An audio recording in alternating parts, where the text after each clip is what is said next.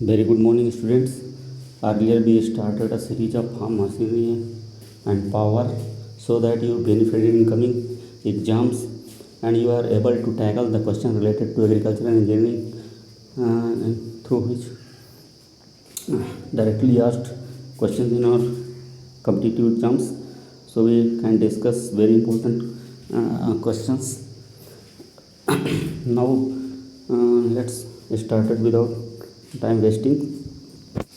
तो इसमें पूछ रहा है कि the hydraulic system in modern tractor performs multiple functions including lifting implements and controlling depth which component is primarily responsible for converting hydraulic pressure in mechanical pressure mechanical force. जैसा कि इसमें ये बोल रहा है कि हाइड्रोलिक सिस्टम में बहुत सारे कंपोनेंट लगे होते हैं, तो कौन सा कंपोनेंट के थ्रू हम जो हाइड्रोलिक प्रेशर है उसको मैकेनिकल फोर्स में कन्वर्ट करते हैं।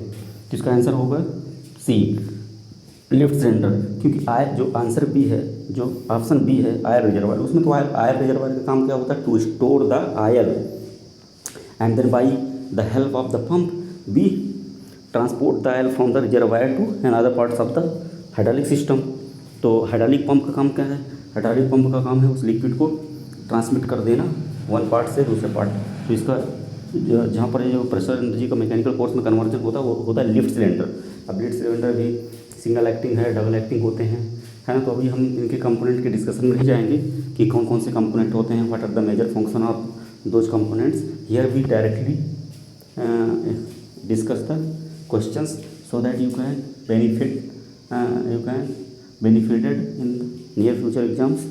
फिर बाद में हम इसमें जो सीरीज़ है प्रॉपर फॉर्म मशीनरी के सारे लेक्चर्स पढ़ाएंगे, प्रोटेक्ट स्ट्रक्चर्स के डालेंगे, रिन्यूएबल एनर्जी के डालेंगे, जितने भी एग्रीकल्चर इंजीनियरिंग सब्जेक्ट्स हैं उनकी एक सीरीज इस तरह धीरे धीरे हम अपलोड करते रहेंगे। अभी थोड़ा बोर्ड ना होने की वजह से, कैमरे न होने की वजह से हम डायरेक्ट मोबाइल के थ्रू ही शूट करते हैं, इसलिए हम इसमें अभी आपको लिख के बता भी नहीं पा रहे हैं कि इसका मेजर फंक्शन क्या होगा, कौन सा फार्मूला लगेगा, किस प्रकार कन्वर्जन प्रोसेस करते हैं। We are not able to explain those things in this type of videos, so don't worry. जब वो चीज़ें हमारे पास आ जाएंगी तो हम आपको प्रॉपरली बताएंगे कि ये कंपोनेंट यहाँ से ऐसे कनेक्ट होता है, यहाँ से पावर का ट्रांसमिशन ऐसे होता है, फिर यहाँ पर ये पावर हाइड्रोलिक पावर होता है, मैकेनिकल फोर्स में कन्वर्ट होता है, यहाँ पर मैकेनिकल हाइड्रोलिक पावर में कन्वर्ट होता है, और ये हमारा कंपोनेंट होता है। सब बढ़िया हम डिस्कशन करेंगे, कोई दिक्कत नहीं है। अभी तो ये है कि आपके जो एग्जाम्स आने वाले हैं उसमें एग्रीकल्चर इंजीनियरिंग से जो रिलेटेड क्वेश्चन आते हैं आपको उसको डायरेक्टली बेनिफिट मिल जाए। अगर यहाँ से क्वेश्चन आपको डायरेक्टली मिल जा रहे हैं तो क्या दिक्कत है। तो इसलिए आप इस चैनल से कनेक्ट रहें, सब्सक्राइब कर लें, दूसरों को भी शेयर करें, बताएं, क्योंकि नियर फ्यूचर इसमें बहुत सारी अच्छी अच्छी चीज़ें हम बहुत सारे लेक्चर्स डालने वाले हैं। मैथ के, रीजनिंग के, जीएस के भी डालेंगे अकॉर्डिंग टू रिक्वायरमेंट जैसे स्टूडेंट्स की रहेगी, है ना। तो आप इससे ऐड रहें। अभी वीडियो थोड़ा फ्रिक्वेंसी कम है क्योंकि हमारे पास प्रॉपर वीडियो को एडिट करने का, बनाने का बोर्ड वगैरह, कैमराज ये कुछ नहीं है।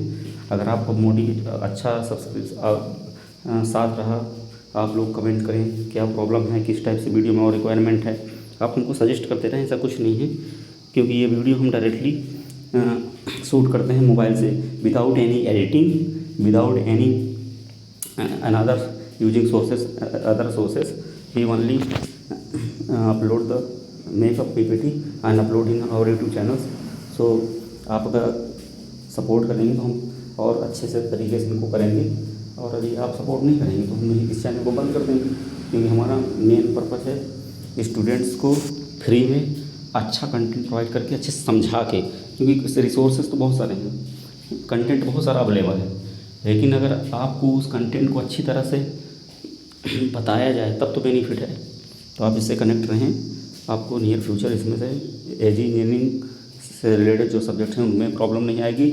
और जैसे मैंने आपको प्रॉमिस किया है कि अगर आप इस चैनल को सब्सक्राइब करेंगे, शेयर करेंगे दोस्तों में, बूस्ट करेंगे इसको, थोड़ा हमारा जो हमारे लिए एनर्जी का काम करता है, मोटिवेट करता है, क्योंकि एक वीडियो को बनाने में भी अच्छे अच्छे क्वेश्चन सेलेक्ट करने में बहुत टाइम लगता है। अगर आप हमको सपोर्ट करोगे तो हम आपके लिए भी अपना टाइम डिवोट करेंगे, अदरवाइज़ क्या है, हमको कोई दिक्कत नहीं है, बंद कर देंगे। चलो ये नेक्स्ट क्वेश्चन में चलते हैं। Question 2. It is a thresher with threshing unit consisting of hammers or beaters with a closed cylinder casing and concave it is equipped with a set of oscillating sieve and aspiratory blower for separation and cleaning of grains. तो इसमें बोल रहा है कि ये जो thresher के बारे में इसमें डिस्क्रिप्शन दिया है, बोलता है इसमें कौन सा नीचे थ्रेसर होगा। तो ये देखो इसमें क्या बोला, थ्रेसिंग यूनिट कंसिस्टिंग हैमर्स और beaters, these are the keywords. मैं कभी कभी क्या बोलता हूँ, इसीलिए ज़्यादा क्वेश्चंस नहीं लाता मैं, 10 क्वेश्चन 15 क्वेश्चन 8 क्वेश्चन ऐसे क्वेश्चंस लाता हूँ। मेरा पर्पज़ है कि आप क्वेश्चंस को क्या ध्यान दें, किन कीवर्ड्स को पकड़ें, क्वेश्चंस को कैसे पढ़ें, कहाँ पर अंडरलाइन करें। अगर आप पढ़े भी नहीं हो, ज़्यादा फॉर्म में इंजीनियरिंग थोड़ा सा टफ पड़ता है एग्रीकल्चर स्टूडेंट्स को, तो कोई दिक्कत नहीं, कॉमन सेंस से बहुत सारे क्वेश्चंस लग सकते हैं। अगर मैं कह रहा हूँ कॉमन सेंस नहीं लग रहे, हम पढ़ा तो रहे हैं ना, तुरंत क्वेश्चन को छोड़ नहीं देखना देखते। अब देखो इसमें जैसे बोल रहा है कि हैमर्स और बीटर्स, ऐसा थ्रेसर जिसके थ्रेसिंग यूनिट में हैमर्स या बीटर्स का यूज करते हैं तो उसको हैमर मिल टाइप थ्रेसर बोलते हैं। क्वेश्चन 2 का आंसर सी, उसमें लिख ही दिया कि हैमर्स या बीटर्स का यूज करते हैं। तो कभी कभी कीवर्ड्स को पकड़ के भी सॉल्व कर सकते हैं। और बहुत क्वेश्चन में हमको मोस्ट, देखो MCQ का मतलब है मल्टीपल चॉइस क्वेश्चन। तो इस मल्टीपल चॉइस का मतलब you have number of choices but you have focused on the keywords and you have select most appropriate answer. क्योंकि जो क्वेश्चन हमारे ABC फॉर्म में लिखे रहते हैं ना, उसके कई आंसर हो सकते हैं, तो नाम ही मल्टी चॉइस है, लेकिन आपको मोस्ट एप्रोप्रिएट ढूंढना है। और पहले कीवर्ड्स को देखने हैं, इसमें कौन सा कीवर्ड्स पर फोकस कर रहा है, मेन बोल रहा है, प्राइमरी बोल रहा है, मोस्ट बोल रहा है, यूनिक बोल रहा है, ओनली बोल रहा है। कुछ कीवर्ड्स होते हैं, उन कीवर्ड्स को पकड़ो, क्योंकि तभी आप क्वेश्चन को निकाल पाओगे। जैसे इसमें बोला, इसमें हैमर से बीटर बोल दिया, यही इसका कीवर्ड हो गया, इसलिए आंसर इसका सी हो गए। तो बहुत सारे क्वेश्चन ऐसे निकल आते हैं, बहुत सारे सब्जेक्ट से, not only engineering. Question 3, this is data based, यानी कि वैल्यू बेस्ड क्वेश्चन है। तो if you have know then you have answer the question, otherwise you are not able to answer this types question. According to this as per ASAE standard, what is the shaft diameter of power take off tractor. इसका answer है C, 3.6 centimetre. ये तो data है, इसमें कुछ समझाने वाला जैसा कुछ नहीं है। क्वेश्चन नंबर 4 में जाते हैं। क्वेश्चन नंबर 4 में पूछ रहा है, the performance of combined harvester cleaning shoe is most affected by which of the following operational parameter. There are so many operational parameters related to machine parameters, design parameters, soil parameters. तो when we designed any implement or machinery related to farm, then we have kept to mind several parameters like what is the designing parameters, what is the soil parameters, what is the machine parameters. So we are not here discuss the different parameters which are involved in the designing of the machine, but तो अभी हम यहाँ पर simply हम question solve कर रहे हैं। इतना अभी हमारा मेन मोटो है कि हम यहाँ पर कुछ सिलेक्टिव क्वेश्चंस लाएं, आपको सॉल्व करना बताएं। अगर आपने थोड़ा बहुत भी पढ़ा होगा तो आपको क्वेश्चन आसानी से बना लेंगे, अदरवाइज इंजीनियरिंग के क्वेश्चन टफ माने जाते हैं, क्योंकि इंजीनियरिंग को ऐसे भी लोगों को टफ लग रही है जो एग्रीकल्चर का स्टूडेंट्स हैं। अब इसमें बोलता है कि जो हम कंबाइन हार्वेस्टर यूज करते हैं तो उसके जो क्लीनिंग मैकेनिज्म है, उसमें कौन सा फैक्टर अफेक्ट करेगा। जैसे बोला cylinder speed and concave cleaning, obvious करेगा, लेकिन मैंने क्या बोला, first you have underline the keywords. इसमें बोला मोस्ट अफेक्टेड, चूँकि हम CQ है तो cylinder speed is also affected. Yes, if cylinder speed increases या decreases then the cleaning efficiency affected. Concave clearance, where rubbing action or threshing action take place in the cylinder, that portion is known as concave. If we increase the distance of concave or decrease the distance concave between the cylinder and concave, then damaging effect of the grain as well as cleaning efficiency of the grain affected, क्योंकि air heads उसमें से proper निकल नहीं पाएंगे, तो ये भी effect करेगा। लेकिन अभी इसको होल्ड करते हैं, नेक्स्ट आंसर B में जाते हैं। बोलता है ground speed and real speed ratio. Ground speed क्या होता है, जो हमारा मशीनरी, जो हमारा ट्रैक्टर है उससे जो मशीनरी हेड है, जो इम्प्लीमेंट हेड है, तो जो हम उसको ऑपरेट करते हैं वो जो स्पीड होती है ना, उसको बोलते हैं ग्राउंड स्पीड। तो ऑब्वियस वो भी अफेक्ट करेगी, है ना। रियल स्पीड रेशियो, जो हमारा कंबाइंड हार्वेस्टर होता है तो सबसे आगे लगा होता है, घूमता रहता है, आपने देखा होगा। जो हमारा जो क्रेन्स हो स्टैंडिंग मोड पे खड़े होते हैं, उसको हेडर की तरफ ढकेलता है कि ताकि उससे कटर बार से हेडर के पास आगे कटर बार लगाता है, उससे हमारी कटिंग होती है क्राफ्स की, तो उसकी तरफ उसको क्राफ्ट को पुश करता है, जो पुश करता है क्राफ्ट को हेडर की तरफ, ताकि कटर बार उसको कट करके फीड करके इसको थ्रेसिंग जोन में डाल दें। तो उसको बोलते हैं क्या बोलते हैं, सॉरी, ये रील। तो बोलता है रील। यस, अगर रील स्पीड को कम ज़्यादा करेंगे तो हमारा जो सैटरिंग इफेक्ट है वो, भाई ग्रेन को जल्दी स्पीड से ज़्यादा जल्दी स्पीड से अगर हम हेडर की ओर या कटर बार की ओर लाएंगे तो हमारा हेड्स क्या होगा, हमारा सैटरिंग इफेक्ट, हमारे जो ग्रेन्स हैं वो सैटर कर जाएंगे, बिखर जाएंगे, तो सैटरिंग लॉस ज़्यादा होगा, है ना। इसका ज़्यादा क्लीनिंग से ज़्यादा रिलेशन नहीं है। जो आंसर इसका ए है, fine speed and C opening, this is the correct answer of question number 4। क्योंकि अगर फैन की स्पीड आप कम या ज़्यादा करोगे तो उसमें जो चाफ है जिससे ईयर हेड्स निकल जाते हैं, तो जो चाफ का रिमूवल है वो कम ज़्यादा होगा। अगर सी की ओपनिंग कर ज़्यादा कम कर देंगे, तो अगर ज़्यादा कर दिया तो उसके जो ईयर हेड्स हैं वो नीचे हमारे ग्रेन्स में आ जाएंगे। तो इसका मतलब जो हमारी सी ओपनिंग है और जो फैन की स्पीड है ये ज़्यादा इफेक्ट करते हैं। इफेक्ट्स ये भी करते हैं ground speed, real speed, ratio speed, but indirectly ज़्यादा नहीं इफेक्ट करते। रियल स्पीड को देख लो, तो इसमें ग्राउंड स्पीड इफेक्ट करेगी लेकिन रियल स्पीड नहीं करेगी। रियल स्पीड से तो सैटरिंग से रिलेटेड है, क्योंकि उसका काम है क्राफ्ट को पुश करना कटर बार की ओर ताकि कटिंग हो सके। तो इसलिए इसका मेन मोस्ट ऑप्शन क्या हुआ आंसर क्वेश्चन नंबर 4 का A, fine speed and C opening. Question number 5 बोल रहा है primary purpose of mouldboard plough is to. अब इसमें देखो हमारा मोल्डबोर्ड का काम क्या है, to cut the soil, to lift the soil, to turn the soil and then pulverise the soil. देखो कितने फंक्शन होंगे, है ना। तो there are so many functions of the mouldboard, to cut the soil, to lift the soil, to turn the soil, to pulverise soil. But keyword यहाँ पर क्या है, I have always more focused the keywords. if you want to correct the questions of AG engineering subjects, then you have select underline the most important keywords which put in the questions. Here in question number 5, the primary word the keywords, because there are so many functions to cut, to lift, to turn, to polarize, but what is the main primary purpose of the moldboard? तो इसका primary purpose होता है turn करना। Soil inversion जो होता है हमारे मोल्डबोर्ड में 100% होता है, तो इसका मेन फंक्शन है सॉइल को इन्वर्ट करना। फिर सॉइल जब इन्वर्ट होकर फिर से ग्राउंड में गिरेगी तो उसके जो क्लाड्स है वो ब्रेक डाउन हो जाएंगे। That is secondary function. Yes, जो हम बोलते हैं गॉड फंक्शन या मेन फंक्शन सेकेंडरी, तो मेन फंक्शन हमारा ये है। हम बहुत जरूर देते हैं to lift, to turn, to pulverise, but इसका मेन फंक्शन होता है to turn the soil, invert the soil. तो क्वेश्चन नंबर 5 हो जाएगा बी। अब देखो हमने क्वेश्चन में हाइड्रोलिक सिस्टम से में पढ़े थे, ट्रैक्टर के डिफरेंशियल सिस्टम पढ़ा था। तो क्वेश्चन नंबर 6 डिफरेंशियल सिस्टम से रिलेटेड है। जब हम ट्रैक्टर में एक बहुत इंपॉर्टेंट सिस्टम होता है, अगर ट्रैक्टर को टर्न करना होता है तो जो हमारा आउटर व्हील होता है उसको ज़्यादा डिस्टेंस ट्रेवल करना पड़ती है, और जो इनर व्हील होता है तो कम डिस्टेंस ट्रेवल करना होती है। अगर ज़्यादा डिस्टेंस ट्रेवल करना है सेम टाइम में और एक पहिए को कम डिस्टेंस ट्रेवल करना है सेम टाइम में, तो ऑब्वियस बात है कि स्पीड में डिफरेंस होना चाहिए। जिसको ज़्यादा डिस्टेंस ट्रेवल करना है उसकी ज़्यादा स्पीड होना चाहिए, जिसकी कम डिस्टेंस करना है उसकी कम डिस्टेंस, क्योंकि एक ही समय में दोनों को स्पीड तय करनी है, दोनों व्हील्स को। इसके लिए हमारे ट्रैक्टर में लगाया जाता है डिफरेंशियल सिस्टम।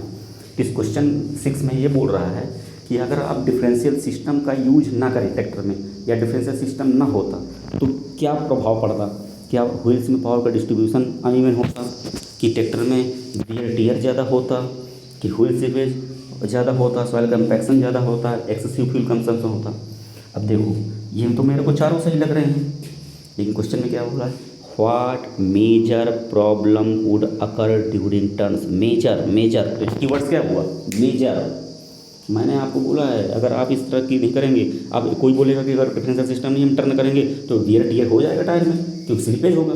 जब हम टायर को मूव करेंगे, मोड़ेंगे, टर्न में मोड़ेंगे, तो एक पहिए को ज़्यादा डिस्टेंस अगर नहीं होगा तो एक बाहर के पहिए को ज़्यादा डिस्टेंस चाहिए थी, स्पीड चाहिए थी, अंदर वाले को कम स्पीड चाहिए थी, वो पॉसिबल नहीं हो पाएगा। जब पॉसिबल नहीं हो पाएगा तो जब मोड़ेंगे तो पहिए क्या करेंगे, स्लिप करेंगे। अच्छा स्लिप करेंगे तो पहिए रगड़ करेंगे, रबिंग एक्शन होगा, तो घिसेंगे नहीं, उसी को बियर टियर बोलते हैं। तो घिसेंगे तो बियर टियर ऑप्शन भी हो जाना चाहिए, लेकिन बियर टियर होगा कब, जब स्लिप करेगा। तो slip is the primary function and after the effect of the slippage is wear and tear. भाई बियर डिफरेंशियल सिस्टम ना होने की वजह से स्लिपेज हो रहा है ना, और उस स्लिपेज की वजह से घिस रहे हैं टायर, तो सेकेंड वो तो उसका इफेक्ट हुआ ना, तो इसलिए बियर टियर देखो ऑप्शन नहीं होगा। लेकिन है तो बात तो ये भी सही है, अगर स्लिपेज होगा तो बियर टियर होगा। तो इसका मतलब आप बियर टियर लगा रहे हो और फिर कहोगे हमारा तो क्वेश्चन सही है, हम तो इतने क्वेश्चन अटेम्प्ट करके आ गए, गलत हो गया आंसर, क्योंकि इसका आंसर होगा wheel slippage and soil compaction. अगर नहीं होगा तो व्हील स्लिप करेंगी, सॉइल को कंपैक्ट करेंगी, और स्लिप होने की वजह से टायर में बियर एंड टायर होगा, बियर टियर होगा, अनडिस्ट्रीब्यूशन ऑफ पावर होगा, अनडिस्ट्रीब्यूशन पावर होगा, प्लस अगर उसको मोड़ने के लिए ज़्यादा डिस्टेंस चाहिए, मान लो स्पेस नहीं है तो तो वहाँ पर भी प्रॉब्लम। चलो मान लो स्पीड अगर हमारे पास ज़्यादा डिस्टेंस हम मोड़ लेंगे तो ज़्यादा डिस्टेंस ट्रेवल करने के लिए ज़्यादा फ्यूल भी चाहिए, तो फ्यूल कंजप्शन होगा। तो ये इनडायरेक्टली रिलेटेड है, बट वहाँ पर बोला है मेजर। तो what is the major problem? Question number 6 का आंसर हो जाएगा C, wheel slippage and soil compaction. Now we move on next question, question number 7। In question number 7 he asked, when selecting a tractor by heavy draft operation, then which characteristic is most important for ensuring consistent performance under varying load conditions? अब देखो tractor जो हमारा होता है वो different purposes के लिए होता है, डिफरेंट फंक्शंस हम उससे ऑपरेट करते हैं। ढुलाई भी करते हैं, मतलब ट्रांसपोर्टेशन भी करते हैं, डिफरेंट प्रकार की मशीनरी भी ऑपरेट करते हैं। तो हमारे उसमें डिफरेंट ऑपरेशंस रहते हैं खेत में। तो इसमें बोलते हैं कि अगर हम हैवी मशीनरी ऑपरेट कर रहे हैं तो हमारे जो ट्रैक्टर का इंजन होता है उसमें कौन सी करेक्टरिस्टिक्स हम देखेंगे कि भाई उसकी ट्रैक्टर में हम फ्यूल टैंक कैपेसिटी देख लेंगे कि भाई अगर हमें हैवी मशीनरी ऑपरेट करना है तो टैंक बड़ा कर दो। इससे क्या रिलेशन है? अब देखो इसमें बोल रहा है कि फ्यूल टैंक कैपेसिटी बढ़ा दो। तो मान लो कि मैं कह रहा हूँ फ्यूल टैंक कैपेसिटी तो ये है ना कि आप 2 घंटे यूज़ कर पा रहे हो, आपका टैंक छोटा है। टैंक ज़्यादा बड़ा होगा तो 3 घंटे यूज़ कर लोगे। इसका कतई मतलब ये नहीं है कि आप अब पहले छोटे इंप्लीमेंट्स यूज़ करते थे, अब हैवी मतलब स्मॉल लाइट वेट के इंप्लीमेंट यूज़ करते थे। अब भारी इंप्लीमेंट यूज़ करना तो अब टैंक का साइज बढ़ा दो। और टैंक की साइज बढ़ाने से उसकी पावर थोड़ी बढ़ जाएगी, या उसको जितना टार्क चाहिए उसको ऑपरेट करने के लिए वो थोड़ी बढ़ जाएगा। वो तो मान लो 2 घंटे यूज़ कर रहे हैं तो अब 5 घंटे यूज़ कर लोगे, टैंक की कैपेसिटी बढ़। ये तो अपसाइड हुआ ना, अपसाइड का मतलब इसका कोई रिलेशन ही नहीं है। फ्यूल टैंक कैपेसिटी क्या रिलेशन है बताओ? इसमें बोल रहा है कि अगर आप हैवी मशीनरी यूज़ करना चाहते हो तो उसके लिए कौन सा इंजन में क्या ऐसा गुण होना चाहिए। जैसे मान लो कि आप मैं टीचर बना दूँ इंजीनियरिंग का, तो आपके अंदर कौन सी बोलूँ वर्चू होना चाहिए? आपको सॉइल का नॉलेज होना चाहिए, आपको इंसेक्ट के बारे में नॉलेज होना चाहिए, आपको मशीन्स के बारे में, इम्प्लीमेंट के बारे में ऑप्शन होना चाहिए। और फिर ऑप्शन बोल दो डी, है ना। तो एक्चुअली भी देखो मैं बोला हूँ मोस्टली आपको किसका नॉलेज होना चाहिए? अरे आप इंजीनियरिंग के टीचर हो तो आपको इम्प्लीमेंट्स के बारे में नॉलेज होना चाहिए, मशीनरी के बारे में जानकारी होनी चाहिए। ये थोड़ी कि आप कीट के बारे में जान रहे हो, मशीन के बारे में जान रहे हो, वो तो काम तो एंटोमोलॉजी डिपार्टमेंट का। इसी प्रकार मैं यहाँ कहना चाह रहा हूँ। तो इसमें पूछ रहा है कि what is the most important keywords क्या है यहाँ पर? Most important. तो फ्यूल टैंक कैपेसिटी ना, ये तो ऑफसाइड हो गया। Maximum horse power rating, maximum horse power rating का मतलब है कोई ट्रैक्टर 80 HP का है, कोई 35 HP का है, कोई 50 HP का है। तो आप अगर मान लो अभी लाइट इंप्लीमेंट्स यूज़ कर रहे हो तो आप छोटा ट्रैक्टर चलाओगे, अब भारी चला रहे हो तो आप 80 HP ट्रैक्टर ले आओगे। यही काम करते रहोगे क्या? कि जैसे जिस प्रकार का अगर हम हैवी ला रहे हैं तो हम बड़े HP ट्रैक्टर ले आएंगे, छोटे इंप्लीमेंट ले आएंगे छोटे HP। यहाँ एक ट्रैक्टर तो किसान का खरीदा नहीं हो जाता, इसका मतलब अलग अलग ऑपरेशन के हिसाब से वो ट्रैक्टर खरीदता रहेगा क्या? नहीं, ये भी इसके हिसाब से नहीं है। Maximum horse power rating no. Number of cylinders, यदि नंबर ऑफ सिलेंडर्स होंगे कम या ज़्यादा होंगे तो उसके हिसाब से उसके अंदर जो पावर प्रोड्यूस है वो डिपेंड करेगा।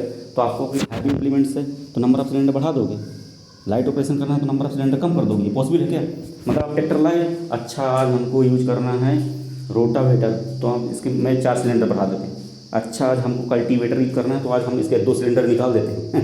ऐसा तो होगा नहीं। उसमें हम देखते हैं टॉर्क रिजर्व परसेंटेज। अगर हमको हैवी इंप्लीमेंट्स यूज करने होते हैं तो जिस इंजन का टॉर्क रिजर्व परसेंटेज ज़्यादा होगा हम उसको रिकमेंड करते हैं, क्योंकि जितना हमको टॉर्क चाहिए। मान लो अचानक हमें पता तो है नहीं है, हम थोड़ा डेप्थ में मान लो 5 सेंटीमीटर 15 सेंटीमीटर में जुदाई कर रहे थे, अब हमने अचानक 25 सेंटीमीटर में बढ़ा दिया, ड्राफ्ट उसका थोड़ा इंक्रीज कर दिया, तो अचानक हमको टार्क की ज़्यादा रिक्वायरमेंट पड़ गई। अब अगर टार्क को ज़्यादा रिक्वायरमेंट पड़ जाएगी तो इंजन के जो रिजर्व टार्क कैपेसिटी है वहाँ से वो टार्क यूज कर लेगा। और मान लो इंजन की अगर ये कैपेसिटी, इंजन के अंदर ये क्वालिटी नहीं होती तो हमारा क्या है, ट्रैक्टर काम को परफॉर्म नहीं कर पाएगा। तो इसमें देखेंगे टॉर्क रिजर्व परसेंटेज। अब कुछ क्वेश्चन हमने प्रोटेक्टेड के भी इसमें शामिल कर लिए हैं, क्योंकि अलग से हम उसमें अभी लेक्चर सीरीज चालू किए हैं, प्रोटेक्टेड स्ट्रक्चर की इसमें सीरीज भी चालू किए हैं। तो अभी उसमें हम MCQ नहीं कर रहे, तो हम सोचे 4-5 क्वेश्चन हैं। कुछ लोग बोल रहे थे कि सर कुछ क्वेश्चन उसमें भी करा दीजिए, तो कोई दिक्कत नहीं, इसी में मैंने कुछ क्वेश्चन इंक्लूड करने की कोशिश की है। लेकिन अगर आप वो 5-6 क्वेश्चन लेक्चर्स मैंने अपलोड कर दिया है protected structure and secondary agriculture की प्ले लिस्ट में देख लीजिएगा। अगर आप उनको अच्छे से सुन लेंगे तब आप इन क्वेश्चन को आसानी से कर लेंगे। फिर भी मैं इनको बता दे रहा हूँ, बहुत ईजी क्वेश्चन होते हैं। जैसे कि बोलता है which of the following is best explain primary objective protected cultivation. तो प्रोटेक्टेड कल्टीवेशन जो सिस्टम्स हैं उसको क्यों अडॉप्ट कर रहे हैं, हम ग्रीन हाउस क्यों बना रहे हैं, डिफरेंट प्रकार के शेड नेट हाउस हो गए, पॉली हाउस हो गए, ग्रीन हाउसेस हो गए, ये स्ट्रक्चर्स हम क्यों बना रहे हैं? सिंपल बात, ताकि जो हमारे प्लांट को जो अफेक्ट करते हैं, जैसे सनलाइट हो गया, टेम्परेचर हो गया, मॉइस्चर हो गया, मतलब ह्यूमिडिटी वगैरह हो गए, 3 फैक्टर्स को हम क्या कर सकें, कंट्रोल कर सकें। तो एक कंट्रोल इन्वायरमेंट प्रोड्यूस करने के लिए, ताकि हम अन सीजन ऑफ सीजन कुछ क्रॉप ले सकें, वेजिटेबल्स ले सकें, ये हमारा मेन पर्पज़ है। जिसका आंसर हो जाएगा क्वेश्चन 8 का ए। क्वेश्चन 9 बोल रहा है what is the main physical principle responsible for temperature rise inside the green house. अब जो ग्रीन हाउस है, अब उसके अंदर जो टेम्परेचर राइज होता है उसको फिर क्या रीज़न है, तो मैंने लेक्चर में आसान बहुत बढ़िया से एक्सप्लेन किया कि इसके अंदर एक ग्रीन हाउस इफेक्ट फिनोमेना होता है, जिसके थ्रू जो सनलाइट होती है, शॉर्ट वेव होती हैं, वो ट्रांसपेरेंट मोड को पार करके ग्रीन हाउस के अंदर आ जाती हैं और फिर वो कन्वर्ट हो जाती हैं लॉन्ग वेव रेडिएशन में। लॉन्ग वेव रेडिएशन की वजह से होने से वो फिर दोबारा ट्रांसपेरेंट को क्रॉस करके वो बाहर नहीं जा पाती और अंदर ही रिफ्लेक्ट हो जाती है। इस प्रकार जो हीट ट्रैप हो जाता है उसके वजह से वहाँ का टेम्परेचर इंक्रीज हो जाता है, जिसको बोलते हैं ग्रीन हाउस इफेक्ट। तो इसका क्वेश्चन 9 का आंसर हो जाएगा A, green house effect caused by trapping of long wave radiation. This is very simple question. Question number 10 में बोल रहा है कि जो शेड नेट हाउसेस हैं और commonly used in horticulture to regulate environmental condition for plant growth, what is the primary purpose of installing shade net. तो मैंने उसमें बहुत अच्छे से एक्सप्लेन किया है। शेड नेट हाउस का मेन पर्पज है जो बहुत ज़्यादा सोलर रेडिएशन होता है उसको रिड्यूस कर देना, एक्स्ट्रा हीट को कम कर देना, ताकि हम प्लांट को प्रोटेक्ट कर सकें। क्योंकि डायरेक्टली जैसे ओपन एरिया में अगर जैसे अब गर्मी के सीजन में बहुत धूप पड़ रही है, अगर हम प्लांट को रख देंगे क्या हो जाएंगे, एक्स्ट्रा हीट की वजह से बर्न आउट हो जाएंगे, डिस्ट्रॉय हो जाएंगे। तो इसलिए उस हीट को रिड्यूस करने के लिए ऊपर उसको कवर कर देते हैं, बस यही होता है। तो answer A, reducing light intensity and protecting plant from excessive. Question number 10 का answer A, very easy question. Question number 11 बोलता है sprinkler irrigation system sometimes use inside the protected cultivation structure, what is the major characteristics of the sprinkler irrigation compared with drip irrigation. अब जो हमारे green house होते हैं, structures होते हैं, उसके अंदर हम ड्रिप इरिगेशन भी यूज करते हैं, स्प्रिंकलर भी यूज करते हैं। तो जो ड्रिप की कंपैरिजन में स्प्रिंकलर जो हम यूज करते हैं उससे क्या इंपॉर्टेंट करेक्टरिस्टिक्स है बोला, कुछ नहीं, हम उसमें ड्रिप में रूट्स पे जो हमारे प्लांट टू प्लांट दे रहे हैं, इसमें उन जो प्लांट होता है हमारा कैनोपी होता है, उस कैनोपी के ऊपर ड्रॉपलेट्स के फॉर्म में वाटर को डालते हैं। तो क्वेश्चन नंबर 9 का क्या हो जाएगा, 11 का कि जो हमारा स्प्रिंकलर इरिगेशन होता है एज कम्पेयर टू इरिगेशन, उसमें क्या मेन इंपॉर्टेंट क्वालिटी होती है, तो होती है water applied in the form of fine droplets over crop पे। क्वेश्चन 11 का आंसर ए हो जाएगा ए, उसमें हम ड्रॉपलेट्स के फॉर्म में जो हमारी क्रॉप लगी होती है उसके ऊपर हम ड्रॉपलेट्स के फॉर्म में पानी को डालते हैं। क्वेश्चन नंबर 12 में क्या बोल रहा है, सही ventilation is important in green house management. इसमें मैंने बोला कि जो हमारा ग्रीन हाउस होता है उसके अंदर जो हमारे प्लांट को अफेक्ट करते हैं, जो पैरामीटर्स अफेक्ट करते हैं उनको हम कंट्रोल करते हैं। जैसे टेम्परेचर हो गया, ह्यूमिडिटी हो गया। अब अगर वो टेम्परेचर